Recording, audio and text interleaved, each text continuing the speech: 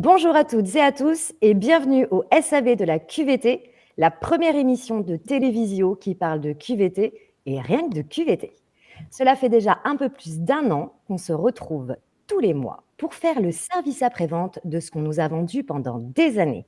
Des croyances erronées sur le travail, le monde du travail, les travailleurs et de la QVT bullshit. Alors ensemble, chez Wunjo, depuis un peu plus d'un an, on a décidé de s'attaquer à des sujets qui grattent, de les traiter avec ironie, parfois avec dérision, avec de l'humour, de la légèreté, et même si ce sont des sujets sacrément sérieux. Nous avons décidé d'être chez Wunjo un peu les colibris de la vraie QVT. Pourquoi ? Parce que profondément, nous partageons une croyance au sein du collectif de Wunjo, c'est qu'il y a une urgence contemporaine à réhumaniser la vie au travail. Alors aujourd'hui, j'ai le plaisir de représenter Wunjo. Nous sommes un cabinet conseil et un organisme de formation spécialisé en qualité de vie au travail. C'est une société qui existe depuis bientôt 21 ans et qui est née dans la grande et belle famille de l'économie sociale et solidaire. Nous sommes une boîte un petit peu atypique puisque nous fédérons un ensemble de freelances, d'indépendants qui sont des experts chacun de leur métier et qui ont en dénominateur commun la forte volonté de s'engager et de contribuer à un monde du travail plus désirable, plus durable. Avec des personnalités, vous allez voir, bien trempées, comme à chaque fois pour chaque SAV. Et aujourd'hui, j'ai le grand bonheur d'accueillir Anne Berthoud. Bonjour Anne. Bonjour Emmanuel.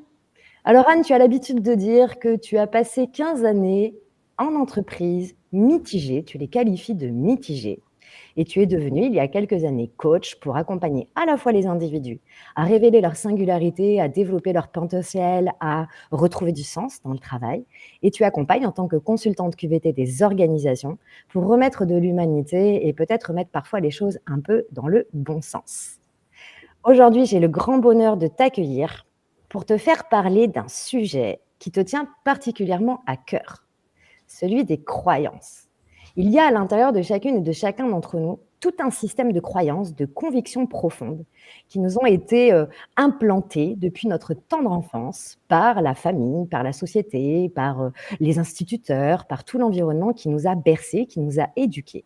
Et il y a dans ces croyances certaines qui sont porteuses, qui nous aident profondément à nous sentir bien, et il y en a d'autres qui sont limitantes et qui finalement nous contraignent à devenir notre propre bourreau.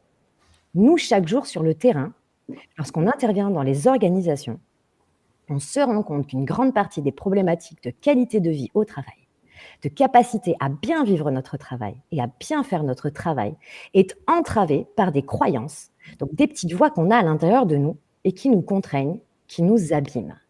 Ce qu'on va faire avec Anne pendant la demi-heure qui arrive, c'est qu'on va avec beaucoup d'audace et de malice, en tout cas Anne, avec son audace et son malice, va venir s'attaquer, se confronter, mettre son front contre des croyances et vous donner la possibilité d'adopter une nouvelle lecture de certaines injonctions qu'il y a à l'intérieur de vous. Alors en une demi-heure, c'est un peu court, on ne va pas pouvoir traiter toutes les croyances, bien sûr. Anne nous en a sélectionné quelques-unes sur le volet. Et cher public, comme à chaque fois, à chaque SAV, vous avez la possibilité dans le chat, sur la droite de votre écran, de déposer des réactions, des commentaires. Et Anne va vous inviter à partager les croyances qu'il y a à l'intérieur de vous et que vous aimeriez les voir dégommées en live, direct live, par Anne. Alors, on est ensemble pour une demi-heure d'échange. Cette émission est en live et elle est également enregistrée. Vous recevrez de la part de Webikeo le lien juste à l'issue de notre SAV. Bon, c'est parti. Service après-vente à QVT, bonjour. Bonjour Sean. Oui. Oui. Voilà, je vais essayer de traduire, je vais poser la question à Anne. Oui, Anne, question de Sean le mouton. Anne, c'est quoi ton problème avec les moutons? Alors, j'ai pas vraiment de problème avec les moutons. Je mets pas de jugement de valeur sur les moutons, hein. En revanche, ce que je sais des moutons, c'est que ce sont des animaux qui sont motivés par la peur. Ce sont des suiveurs par nature. Il faut savoir qu'ils se regroupent instinctivement pour ils se méfient des prédateurs, quoi. Ils ont un comportement de groupe qui est indifférencié. Ils n'ont pas de couleur particulière, pas d'excentricité, pas d'originalité. Un groupe de moutons, un troupeau de moutons peut paraître un peu terne comme ça, à distance, aucune originalité. Et puis, il y a souvent un chien de berger, aussi paternaliste et sympathique qu'il soit, qui vient leur aboyer dessus là, pour les faire rentrer dans le rang, tu vois. Et puis, bon, il y a un problème, c'est que si on n'a pas une personnalité de mouton dans un troupeau de moutons, on peut finir comme une brebis galeuse, quoi. Bon, une brebis galeuse qui n'est pas forcément en très bonne santé physique et mentale, hein. Donc, j'ai envie de dire que on peut finalement, si on n'est pas un mouton, perdre son âme. Et ça peut avoir des effets nocifs importants pour notre santé à terme. Et puis, il y a quand même de l'espoir pour les moutons. Je voudrais quand même le rajouter, c'est que c'est un animal qui n'est pas dénué d'empathie et qui pourrait même être intelligent. Donc, on pourrait assister à une petite révolution silencieuse des moutons. Et ça, c'est intéressant, surtout s'ils s'inspirent de leurs congénères imaginaires que sont les licornes. Les licornes. Les licornes. Tu nous invites à arrêter d'être des moutons et à devenir une licorne. Alors, c'est quoi une licorne, Anne, pour toi? Alors, la licorne, dans sa représentation symbolique, vous avez l'image là? Bon. Exactement, c'est un cheval déjà, un cheval avec toute sa liberté d'être, sa fougue, avec une corne, comme une protubérance phallique là, un peu sur le front. Donc c'est à la fois une jument avec toute son énergie féminine. Elle a beaucoup de yin, hein, la licorne en elle, mais elle a aussi du yang. Elle a son pouvoir d'agir, elle a son élan, sa fougue. Donc, ce qui m'intéresse dans la licorne, c'est qu'elle représente vraiment cette dualité du genre humain. À la fois l'homme, la femme, voilà. Et ce qui m'inspire beaucoup dans la licorne, dans son symbole, c'est qu'on sent qu'elle a des super pouvoirs. On est d'accord? Elle symbolise aussi l'amour, la protection, la pureté. Elle peut scintiller, elle peut rayonner, elle peut avoir plein de couleurs. Potentiellement, elle a une crinière argentée, elle peut être rose à pois, zébrée. En fait, avec la licorne, on est lancé dans le champ des possibles. Et ça, je trouve ça super chouette parce que cette liberté d'être, on la retrouve dans aucun autre animal imaginaire finalement. Pour devenir licorne, pour passer d'un statut de mouton dans une entreprise docile et pour devenir licorne, pour avoir cette posture de licorne, si on rapporte ça à l'entreprise, en fait, on va devenir travail-acteur, travail-actrice. On va être dans notre pouvoir d'agir. Et pour ça, il va falloir changer de mindset. Il va falloir déconstruire un certain nombre de croyances individuelles et collectives pour arriver à un système de croyances individuelles et collectives puissant, libre, décomplexé, libéré. Et c'est ce qu'on va faire dans ce SAV. Je pense que ça serait utile, Anne, parce que le mot croyance, on l'a utilisé 15 fois, là, en 3 minutes et demie. Ouais. Souvent, quand on en parle sur le terrain, qu'on identifie que dans les équipes, il y a des blocages parce qu'on sent qu'il y a cette conviction profonde, que les gens sont accrochés à leur arbre, là, ils ne veulent pas se voir déraciner.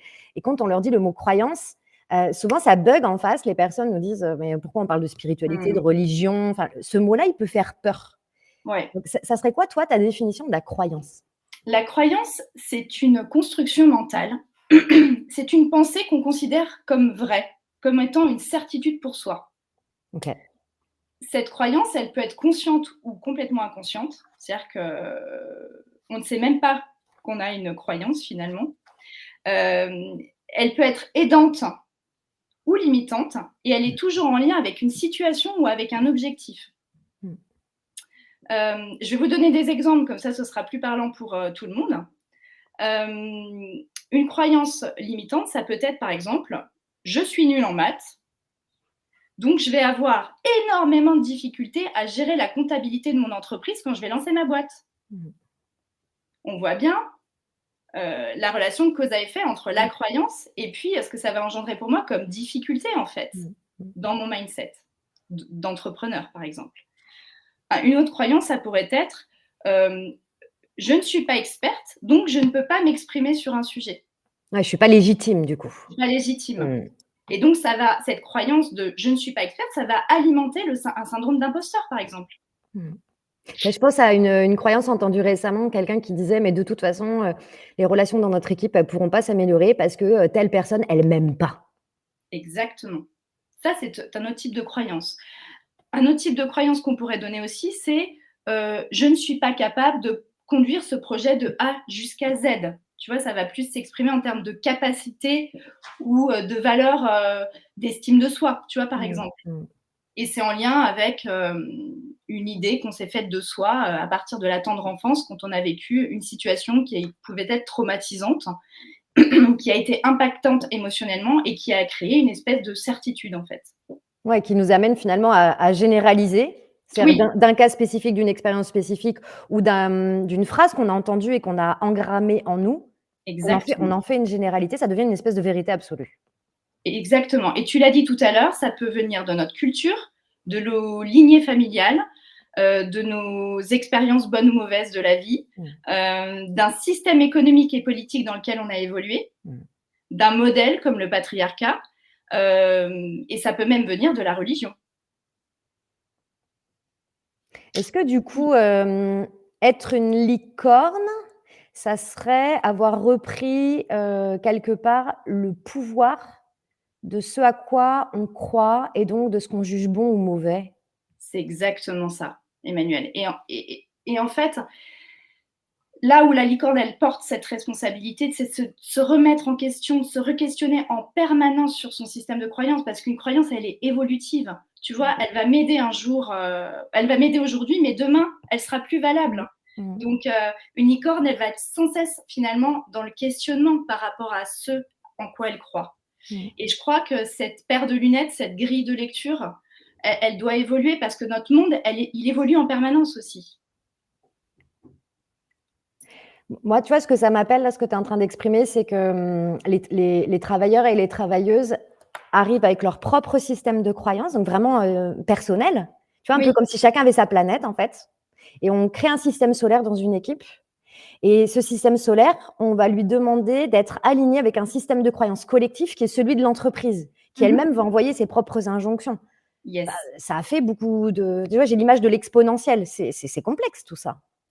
Il faut trouver l'harmonie suffisante entre finalement son propre système de croyance individuelle, nos convictions, nos rêves, nos désirs, nos besoins, et puis finalement les contraintes de l'entreprise, en fait, son paradigme, son modèle. Et en même temps, la magie de la vie, j'ai envie de dire, fait que tout ça, à un moment donné, quand l'intelligence est là, se met en place de façon presque naturelle. Et là, tu vas nous parler d'intelligence du cœur, du coup, Anne. Je vais vous parler d'intelligence du cœur et surtout la possibilité aujourd'hui pour tout le monde là qui assiste à ce SAV de se donner des autorisations, des permissions, à voir grand, à voir large. Il faut se donner aujourd'hui une vraie bouffée d'oxygène pour réinventer finalement, pour remodeler ses croyances en fonction de ce qu'on ressent. Ouais, c'est là où en fait, où toi, tu amènes ce postulat-là, qu'on a tous un système de croyances et qu'il s'agit d'aller faire le tri, c'est ça, quelque part, être un adulte responsable, c'est de regarder avec quoi j'ai envie de vivre et de quoi j'ai envie de me défaire parce que ça m'abîme plus que ça ne m'aide. Et d'un autre côté, tu dis, tu vas nous donner des autorisations. Mais en fait, donc toi, tu n'es pas une experte de toutes les croyances du monde et de toutes les croyances qui vivent chez tout le monde. Mais donc, alors tu vas faire quoi ? Tu vas prendre une croyance, tu vas la déconstruire en fonction de ton propre système de représentation pour nous en faire la démonstration. C'est ça. Et tu veux qu'on commence avec la première ? Allez, vas-y. Allez, j'en ai préparé une. Je vais vous la lire parce que je voudrais qu'on parte de la même base, du même postulat. Et puis après, je vais vous montrer comment on peut… c'est l'image finalement, c'est comme si on était dans une pièce totalement noire et qu'on s'autorise à ouvrir les volets, ouvrir les fenêtres, allumer la lumière, allumer une bougie, dépoussiérer les meubles. Donc c'est parti. On commence avec la première croyance qui est la suivante. Réussir un projet, une mission, c'est difficile. Ça demande un sacrifice, ça demande de la résilience et ça prend forcément du temps. C'est lourd, hein ? On commence avec quelque chose d'assez Comme ça, on comprend que ça peut être une contrainte finalement. Ah, là, on se dit, le projet, si tout le monde part avec cette idée-là, on n'est pas sorti de l'auberge. C'est ça. Et alors, ce qui est super, c'est qu'aujourd'hui, on a plein d'exemples de réussite individuelle et collective qui nous montrent que cette croyance, elle n'est plus tout à fait vraie. D'abord, depuis les années 2000, on assiste à un écosystème qui s'appelle l'écosystème des startups, où finalement, c'est un modèle d'entreprise qui montre quoi? Qu'à partir d'une belle et bonne idée, on peut réussir vite et aller loin. Et ben moi, je trouve ça chouette parce qu'on n'avait pas ce modèle avant. Et aujourd'hui, ça peut permettre à des personnes qui ont des convictions, des idées, qui veulent défendre des causes, de s'inscrire dans des projets et de se dire, en fait, je ne réussirai pas dans 10 ans, demain ou après-demain, je peux lever des fonds, je peux m'associer avec des gens que j'aime bien et on peut monter une boîte, quoi. Et ça peut fonctionner. On a plein d'exemples qui le montrent. Je dirais que le commerce en ligne, tous ces entrepreneurs indépendants qui ont lancé leur activité il y a quelques années sur Instagram pour faire des formations en ligne, pour faire des coachings en ligne, c'est des gens qui ont, pour certains, très très bien réussi en un minimum de temps. Donc finalement, on peut se dire, ok, aujourd'hui, on peut réussir vite et bien, c'est possible. On a au moins une exception. En fait, on cherche à chaque fois des exceptions à la règle, parce qu'à partir du moment où on trouve des exceptions, ça veut dire que la croyance, elle n'est pas tout à fait vraie. Ok ? On continue. Réussir un projet, c'est difficile, ça demande un sacrifice. On entend la douleur là dans le mot sacrifice ? Ok. Moi, je vais vous dire qu'on peut réussir sans souffrir. Parce qu'en fait, cette notion de souffrance, elle descend directement de notre culture judéo-chrétienne. L'origine étymologique du mot travail, c'est le mot tripalium en latin. Et tripalium, ça veut dire quoi? Objet de torture. Donc, c'est comme si cette croyance, elle était ancrée dans notre culture depuis très, très longtemps. Donc, comment s'en défaire comme ça du jour au lendemain si on n'en a pas conscience? Et donc, à peu près au même moment, à l'autre bout du monde, on part en Chine, le philosophe Confucius disait « Choisissez un travail que vous aimez et vous n'aurez pas à travailler un seul jour de votre vie. » Et là, on entend le plaisir, en fait. On entend que finalement, on peut tout à fait kiffer sa vie professionnelle et réussir sa vie professionnelle. Ça ne demande pas forcément un sacrifice de tous les instants. Et je dirais que si vous, qui êtes derrière votre écran, vous connaissez des difficultés en ce moment dans votre travail, que vous vous essoufflez dans votre poste, que vous sentez que vous êtes en perte de vitesse, moi j'ai envie de vous dire, prenez votre fiche de poste et remodelez-la. Trouvez du plaisir dans ce que vous faites. Faites des propositions à votre responsable hiérarchique, peut-être pour changer votre mission, proposer un projet d'entreprise différent dans lequel vous allez vous épanouir. Soyez acteur de votre plaisir, de votre kiff au travail. On a cette liberté. Tu me tends une immense perche en parlant de l'origine étymologique du mot travail. Parce que figure-toi qu'il y a, alors évidemment dans le monde entier, tout le monde s'entretue sur le sujet, mais en fait, ça serait aussi une croyance erronée que le mot travail vient de tripalium et de l'instrument de torture. Okay. Et donc, finalement, c'est là aussi où les scientifiques ou toute la littérature dans le monde entier va pouvoir colporter un savoir, une connaissance, quelque chose de froid et faire en sorte qu'un certain nombre de personnes se l'approprient comme étant leur vérité. Et on a dans la communauté scientifique un certain nombre de personnes, de détracteurs en fait de cette vision-là, donc de cette croyance que le travail est dans son étymologie né du mot tripalium. Par contre, ce qui est intéressant, au-delà du combat, parce qu'on va les laisser s'entretuer, on n'est personne pour dire qui a raison, c'est notre liberté de coller juste derrière le mot travail et donc l'expérience qu'on fait du travail, la souffrance ou non. Si dès le départ dans la vie, on le voit avec les nouvelles générations aujourd'hui, toutes les difficultés de management intergénérationnel, de recrutement des nouvelles générations, si finalement la promesse du travail qu'on fait en tant que recruteur, c'est de dire « Salut, viens chez moi, tu vas bien galérer, tu vas voir à quel point travailler, c'est souffrir. Et tant que tu souffriras pas, c'est que tu n'auras pas suffisamment travaillé. Si en fait, on est convaincu, on a cette conviction profonde que le travail est une souffrance, alors dans toute notre énergie, dans notre posture, et même si on ne le dit pas dans les mots, on va dégager ce message-là, presque subliminal et non conscient. Et quelque part, on va faire perdurer cette auto-aliénation avec le travail. Absolument. Et en fait, c'est tout à fait juste de le dire. Finalement, croire, c'est un choix. Choisissez de croire choisissez de croire en quelque chose qui vous va bien, qui sonne juste pour vous. Mais alors du coup, si on prend ton exemple, ça serait quoi le conseil que tu… Enfin, pas le conseil, mais je ne sais pas comment toi, tu le traduirais de manière à ce que ce soit plutôt positif. Moi, je dirais, par exemple, j'aime beaucoup parler du flow, de la zone de génie, en fait. Je considère que quand on est dans sa zone d'expertise, dans son flow quand on est juste dans ce qu'on fait et qu'on s'épanouit dans ce qu'on fait, alors on est précis, on est efficace, on est rapide, on est bon et on se fait plaisir. Donc, quand ça coince, quand ça veut pas, quand on sent que ça bloque dans le corps ou même dans l'échéance des choses qu'on a à rendre, etc., parfois, il faut savoir aussi renoncer. Il faut savoir repousser les rendez-vous si on n'est pas prêt et se dire qu'il y a peut-être un timing aussi qui est un timing divin. J'adore cette expression parce que je crois que ça remet en perspective pas mal de choses et de se dire aussi qu'on n'est pas là pour tout contrôler et que parfois, il y a des choses qui ne dépendent pas de nous et qu'il faut savoir aussi écouter ça et s'offrir le bon timing, en fait. Donc, je dirais que réussir un projet, une mission, ça peut être facile, ça peut être rapide, ça peut être fun, expérimente et surtout, fais-le de ta propre façon. Voilà ce que je dirais. En tout cas, pour moi, c'est ma croyance aidante du moment pour ma réussite dans le travail. Et je vous la propose. Ah, service après-vente à QVT, bonjour. Bonjour Monique. Oui. Ah oui, ça c'est une croyance, oui, ça, oui. Oui, on va la poser à Anne. Vous me l'envoyez par texto, là, que comme ça je peux lui lire. Merci Monique.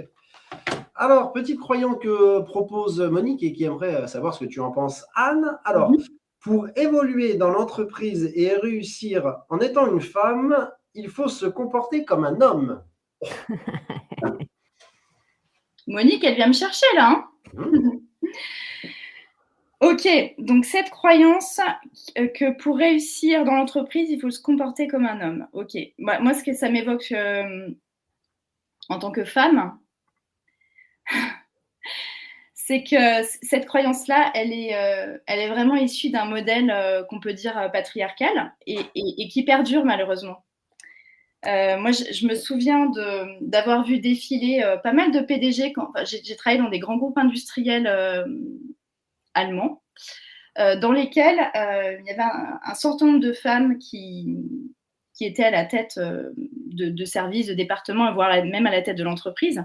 Et à chaque fois, j'étais stupéfaite de les voir diriger en fait comme des hommes. Je me disais, ah chouette, une fille enfin qui arrive à la direction. Et alors, en fait, elle était pire que le dirigeant précédent, parce qu'en fait, elle dirigeait comme un homme. Elle avait pris ce modèle comme une source d'inspiration pour elle dans le leadership.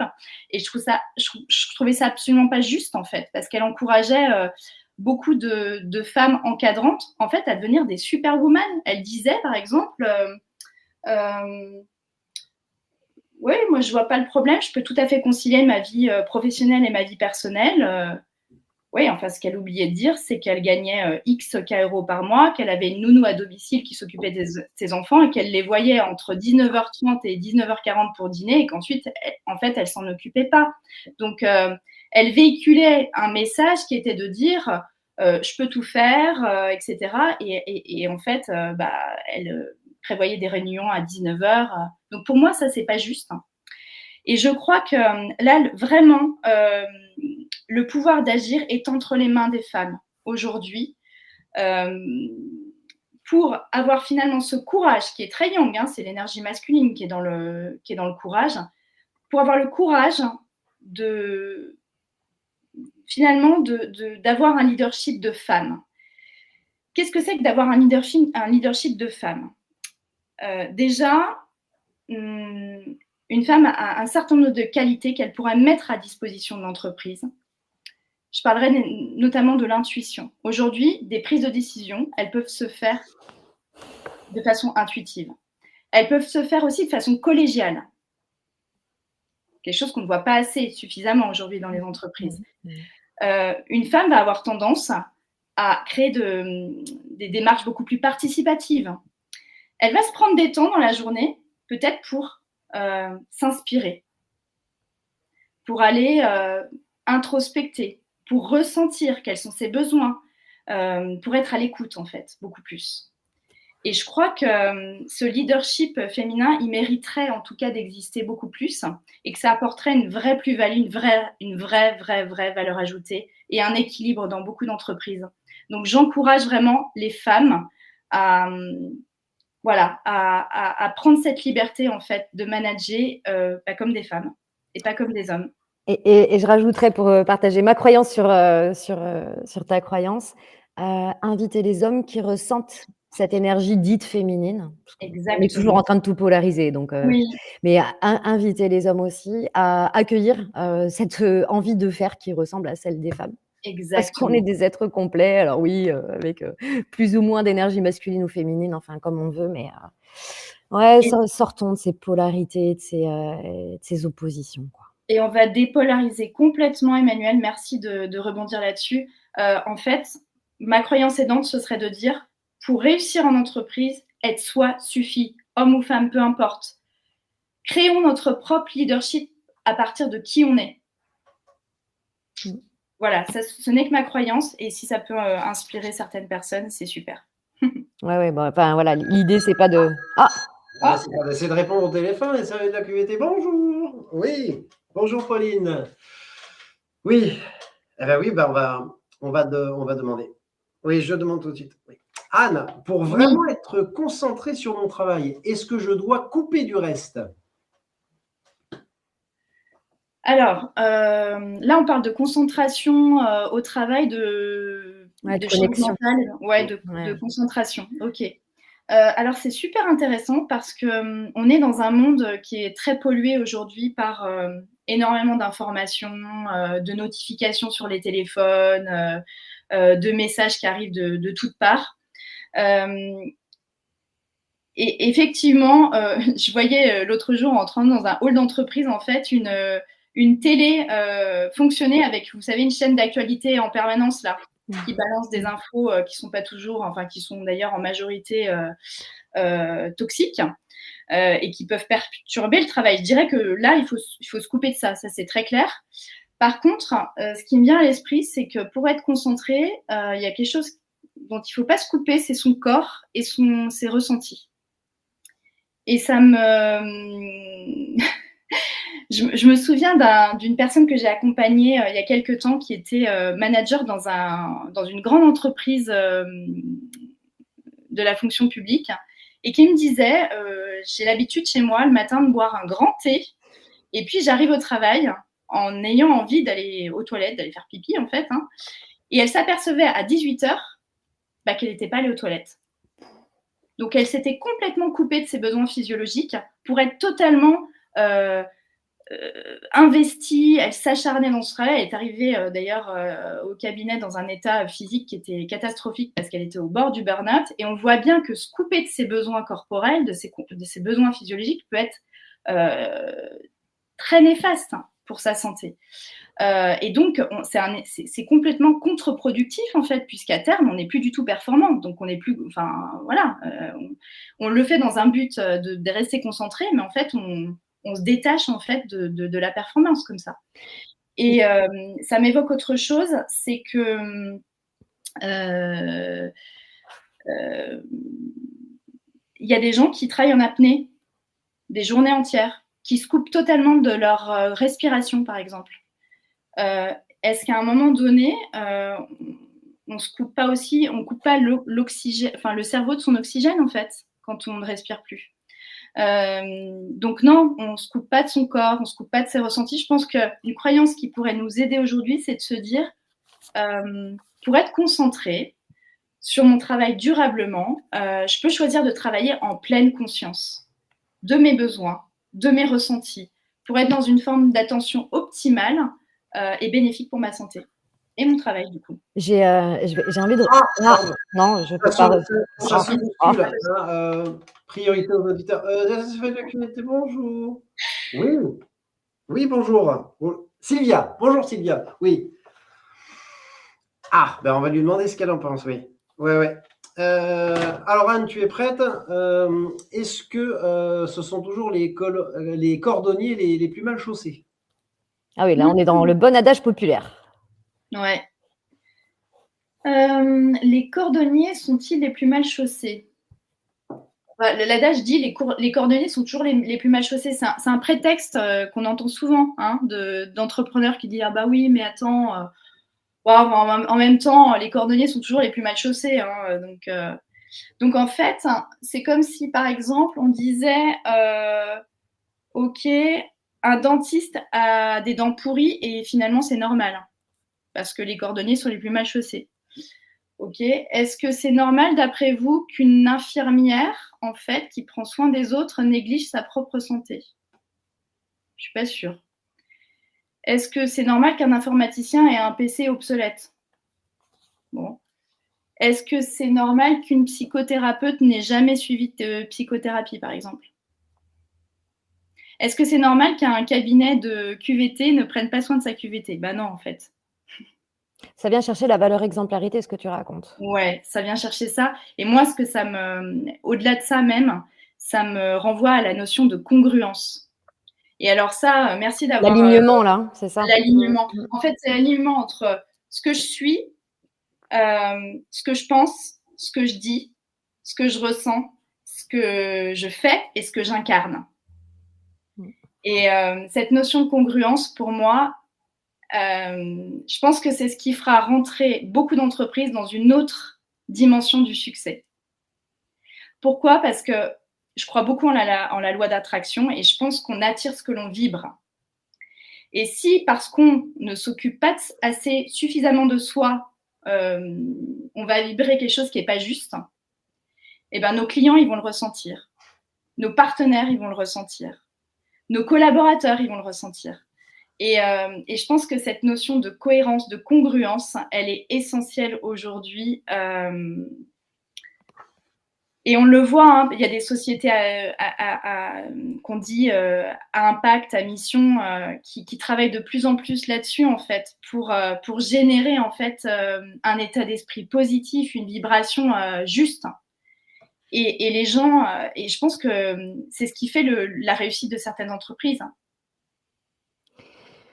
Moi, ce que ça m'évoque, ce que tu racontes, Anne, c'est le chemin personnel, en fait. Il faut déjà avoir l'appel de tout ça. Oui. Ressentir un jour qu'on est désaligné, qu'on est disharmonieux, qu'il y a un truc qui ne va pas.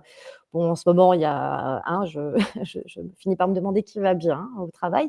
Donc, mais les gens n'emploient pas les mots que tu emploies. Tu vois, ils sentent que ils ont perdu la foi, qu'ils sont plus animés par leur métier, que leur travail perd du sens, qu'ils ont plus envie. On le traduit dans un langage RH en parlant d'une crise du désengagement, d'une crise de l'engagement, donc avec des symptômes de désengagement. Ce que je voulais dire tout à l'heure et qui est en lien aussi avec ça, c'est qu'on voit beaucoup sur le terrain des travailleurs qui disent moi, il me faut être performant pour garder mon emploi. Et puis, j'ai profondément besoin aussi de me sentir efficace, de me sentir utile, contribuer activement à créer de l'impact ensemble, etc. Et en fait, pour être utile et performant, il va falloir que je respecte ce que nous, en QVT, on appelle le travail prescrit, c'est-à-dire des processus. Des façons de faire. On a été très, très fort comme ces 20-30 dernières années pour écrire le travail. Finalement, enlever de la chair et de l'intelligence et de la sensibilité et de la subtilité à la façon de faire les choses et tout faire entrer dans des normes. Et on se rend compte sur le terrain aujourd'hui que oui, effectivement, il faut de la méthodo, il faut des process, il faut un minimum industrialiser les choses pour aller à l'essentiel. Et en même temps, il s'agit aussi de laisser de l'espace pour que chacune et chacun puisse faire preuve d'intelligence intellectuelle, émotionnelle, puisse façonner aussi, parfois changer, mettre une étape 3 avant une étape 2, parce que ça porte plus de sens dans cette situation-là. Et laisser la possibilité aux gens de faire preuve en fait, d'utiliser leur libre arbitre, de faire preuve d'utiliser leur sens de l'initiative. Parce que c'est ça qui va nous préserver d'un monde du travail intégralement remplacé par les machines et par l'intelligence artificielle. Cette sensibilité, cette capacité d'adaptation, ce qui est la définition de l'intelligence, paraît-il. Et aujourd'hui, ce qu'on voit, c'est qu'on a beaucoup de travailleurs qui nous disent en fait, ça n'a plus de sens parce que je ne me reconnais plus dans ce que je fais. Et j'aime beaucoup le terme « je ne me reconnais plus », c'est-à-dire que je ne me connais plus à nouveau. L'image que je me renvoie de moi-même quand je suis en train d'œuvrer au travail, c'est ça. Je me rends compte que c'est pas moi. Et oui. C'est triste parce que ça manque tellement d'humanité, de bon sens, quoi. Parce qu'on s'accroche à ces règles et à ces procédures. Et parce qu'il y a cette croyance, voilà, dans la culture collective de l'entreprise, alors je pense à l'industrie par exemple, hein, mais dans l'administration, tu parlais de fonction publique, c'est pareil. Hein. En fait, on nourrit une croyance collective que plus on processe, plus on borde, plus on segmente, plus on sera efficace, plus on va limiter les erreurs, etc., quoi. Donc, l'authenticité incarnée, elle doit se vivre individuellement et collectivement. Ouais, c'est tout un poème. Hein. Et c'est tout un poème, et je ne dis pas que c'est facile, mais en tout cas, les entreprises qui vont avoir le courage de tendre vers ça, en tout cas qui vont commencer à travailler sur cet axe-là, je pense que c'est vraiment l'entreprise de demain, quoi, dont on parle. En fait, il y a de plus en plus d'entreprises qui se disent il va falloir qu'on engage une transformation culturelle. Il y a énormément de demandes de ce qu'on appelle du change, là, de la conduite du changement. Et alors, les pauvres managers, paient à votre âme, parce qu'à chaque fois, tout repose sur les managers. Hein. C'est à eux qui doivent changer leur mindset, leur posture, leur pratique. Et je ne dis pas qu'il n'y a pas du boulot de leur côté, hein, mais il y en a à tous les étages du travail pour effectivement rafraîchir quelque part ce système de croyances pour s'adapter au monde d'aujourd'hui et peut-être même avoir un coup d'avance. Bref, quand il s'agit d'engager une transformation culturelle dans l'entreprise, c'est pas en claquant des doigts et en faisant venir un cabinet, quel qu'il soit, hein, même s'il est extrêmement compétent. Ce qu'on voit, nous, en qualité de vie au travail, et Anne, tu le vois avec nous sur le terrain, c'est que le changement, il doit à la fois être profondément motivant pour ceux qui ont le pouvoir, donc vraiment la gouvernance, il faut qu'il soit justement congruent et aligné avec ce souhait de changement. Ouais. Et donc, c'est véritablement un prérequis. Par contre, ça ne suffit pas. C'est-à-dire que si les équipes n'ont aucune envie de souscrire à un nouveau système ou de faire un pas de côté, en fait, on ne force aucun humain. Et encore heureux qu'on ne viole pas la façon dont les gens pensent la vie et les choses. Donc, c'est un mouvement personnel et un mouvement collectif en même temps. On comprend à quel point c'est complexe. Et comme je le disais, je crois qu'on l'a dit en préambule, en fait, on est mouton un jour, licorne le lendemain, à nouveau mouton. Enfin voilà, il n'y a aucun jugement de valeur sur à quel rythme on évolue dans la transformation et quel est le switch qu'on s'apprête à faire personnellement. Chacun est sur son chemin, en fait, et c'est OK. Ce qu'on a fait, nous, chez Wunjo, comme on est une boîte de l'économie sociale et solidaire, on pratique le partage de pouvoir et le partage de valeurs. Donc, avec Anne et avec notre collectif de prestataires, qui sont vraiment des membres de notre famille, on s'est posé et on a organisé des ateliers pour discuter de notre socle de croyances.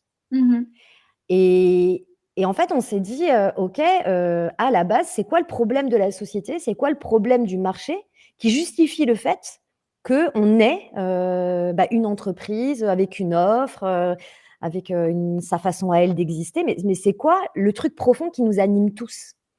Et on est parvenu à une rédaction des 3 convictions profondes qu'on partage toutes et tous et qui sont vraiment le terreau de notre animus, de ce qui nous met en mouvement et qui nous permet chaque jour de rester motivés, connectés, alignés. Exactement. Anne, je sais que pour toi, il y a un truc qui est très fort quand tu accompagnes les gens à changer, c'est le fait de déjà s'imaginer être arrivé. Ouais. Et oui, c'est le petit bonus que je voulais vous proposer aujourd'hui. Le cerveau, il adore ça. En fait, il ne fait pas la différence entre ce qu'on visualise et ce qu'on est réellement. Et moi, je vais vous proposer aujourd'hui de vous visualiser en tant que licorne, même pendant quelques minutes. Ça va être top. En fait, ce qu'il faut savoir, avant de commencer, c'est que si on ne se sent pas encore tout à fait licorne aujourd'hui, on peut faire comme si on l'était. Donc, je vais vous proposer de fermer les yeux, de vous détendre, de prendre un petit temps pour vous, là, pour faire un petit switch du mouton à la licorne pendant quelques minutes. Vous allez vous projeter dans une vie de licorne qui travaille bien et qui vit bien au travail. Vous allez vous imaginer là, que vous passez les portes dans l'entreprise, que vous rentrez dans vos locaux, ou alors que si vous êtes en télétravail, que vous vous installez derrière votre ordinateur et il va y avoir un miracle qui vient de se produire et vous vous transformez en licorne. Et là, vous vous visualisez, vous, en étant licorne vraiment. Alors peut-être que vous êtes tout en blanc, peut-être que vous êtes coloré, vous avez une crinière argentée, dorée, il y a peut-être des motifs sur vous. Voilà, vous imaginez quel style de licorne êtes-vous. Déjà, prenez le temps de détailler en fait qui vous êtes en tant que licorne. Ensuite, vous allez vous voir déambuler dans l'entreprise, peut-être dire bonjour à vos collègues. Regardez ce qu'il y a de différent chez vous aujourd'hui. Peut-être que vous avez une réunion avec votre responsable hiérarchique. Comment vous lui parlez différemment? Qu'est-ce qui s'est mis en place en fait dans ce miracle? Comment ça se passe différemment aujourd'hui au travail? Quel super pouvoir développez-vous? Et dans votre corps, c'est comment? Comment c'est à l'intérieur en fait? Dans cette énergie de licorne, ressentez vraiment ce que c'est d'être une licorne là aujourd'hui.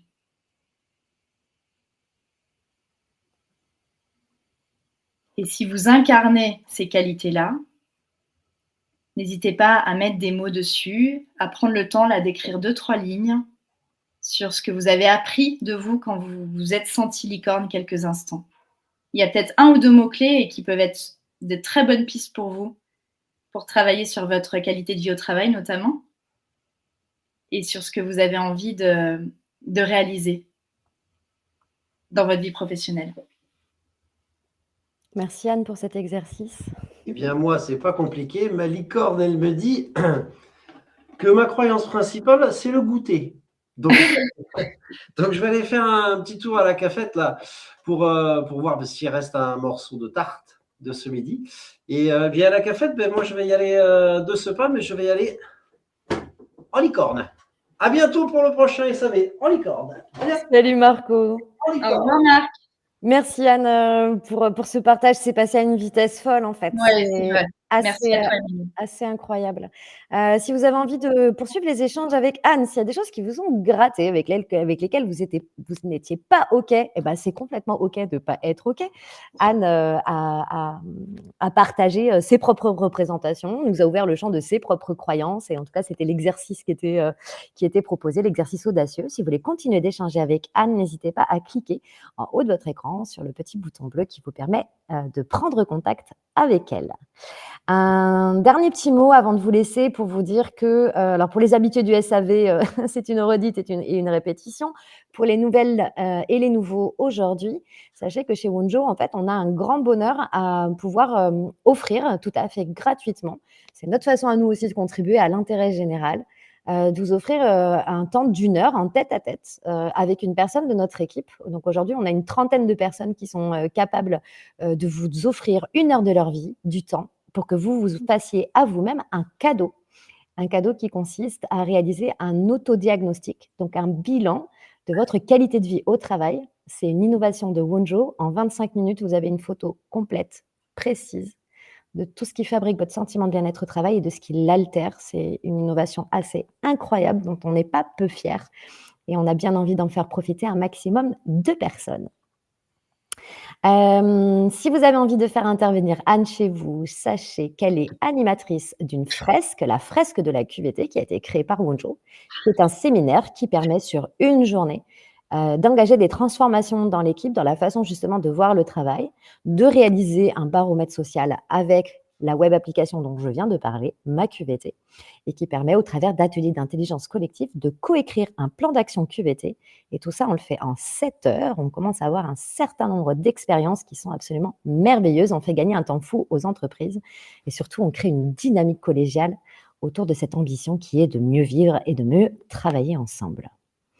Si vous avez envie d'échanger avec moi, avec grand bonheur aussi, n'hésitez pas à me contacter. J'aurai le plaisir de vous retrouver pour 2 webinaires bientôt. Le prochain, SAV de la QVT, a lieu le vendredi 21 juin. Il sera animé, j'aurai le plaisir de recevoir Monique, qui va nous parler du rôle des CSE dans les démarches de qualité de vie au travail. Donc, on va aborder un sujet qui gratte, hein. On commence à y aller un peu plus fort là chez Wonjo. Quel est le rôle du dialogue social et comment on peut prendre soin des travailleurs en respectant et en honorant toutes ces personnes qui ont pris des engagements, des mandats comme instance représentative du personnel. Et puis, on va y aller encore plus fort. Ça sera le 17 juin prochain. Là, c'est moi qui animerai ce webinaire. Habituellement, je donne la parole à mes collègues et puis cette fois-ci, c'est moi qui vais prendre la parole. On va parler de la différence entre QVT et QVCT, de ce nouvel acronyme, et on va en profiter pour rappeler de quoi on parle et expliquer pourquoi chez Wonjo, on n'utilise pas l'acronyme QVCT. Donc, on a une posture un petit peu rebelle et ça sera sans doute un moment très instructif et sans doute un peu grattant aussi. Voilà, n'hésitez pas à consulter les replays de tous nos SAV. C'était le 13e aujourd'hui. Ils sont tous disponibles sur Webikeo ainsi que sur la chaîne YouTube de Wonjo. Merci à toutes et à tous d'avoir été avec nous. Merci de laisser un petit commentaire et de donner une note à ce SAV. On est extrêmement demandeuse et preneuse de vos feedbacks. On imagine les sujets qui vous intéresseraient. On a inventé ce format. Voilà, merci à vous de contribuer. On espère que vous avez passé un bon moment. Et on vous dit à bientôt. Pour clôturer, je vous propose de remettre le jingle. Paraît-il que le son n'est pas entendu, mais vous aurez au moins l'image. À bientôt. Merci Anne. Au revoir les licornes.